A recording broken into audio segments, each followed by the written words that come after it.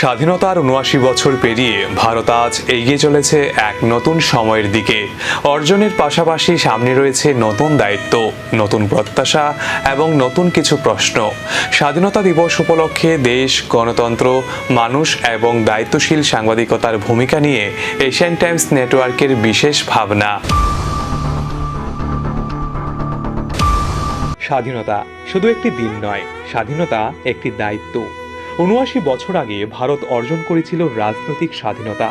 সেই স্বাধীনতার ভিত্তি ছিল আত্মত্যাগ, গণতন্ত্র এবং একটি উন্নত ভারতের স্বপ্ন।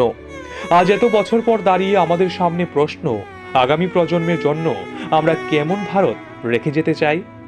ভারত আজ বিজ্ঞান, প্রযুক্তি, মহাকাশ, শিল্প, কৃষি এবং ডিজিটাল উন্নয়নে অনেক দূর এগিয়েছে, কিন্তু প্রকৃত উন্নয়ন তখনই সম্পূর্ণ হয় যখন সেই অগ্রগতির সুফল সমাজের শেষ প্রান্তের মানুষের কাছেও পৌঁছে যায়। গণতন্ত্র শুধু ভোট দেওয়ার অধিকার নয়, গণতন্ত্র মানে প্রশ্ন করার অধিকার, মত প্রকাশের স্বাধীনতা এবং জবাবদিহি দাবি করার অধিকার। আর সেই কারণেই স্বাধীন সংবাদ মাধ্যম গণতন্ত্রের একটি গুরুত্বপূর্ণ স্তম্ভ। সংবাদ মাধ্যমের কাজ কারোর পক্ষে বা বিপক্ষে দাঁড়ানো নয়। সংবাদ মাধ্যমের প্রথম দায়িত্ব সত্যের কাছে এবং মানুষের কাছে ভালো কাজের স্বীকৃতি যেমন প্রয়োজন, তেমনি ভুল হলে তথ্য ও যুক্তির ভিত্তিতে প্রশ্ন তোলাও প্রয়োজন।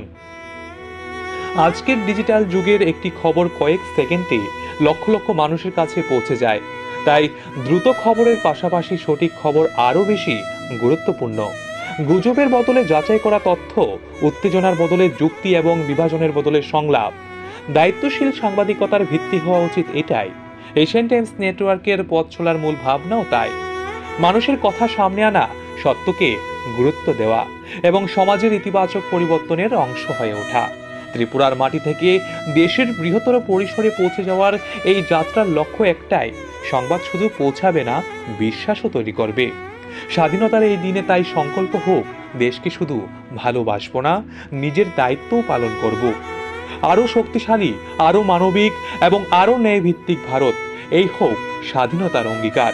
জয় হিন্দ। স্বাধীনতার এই বিশেষ দিনে দেশবাসীকে এশিয়ান টাইমস নেটওয়ার্কের পক্ষ থেকে জানাই আন্তরিক শুভেচ্ছা। জয় হিন্দ।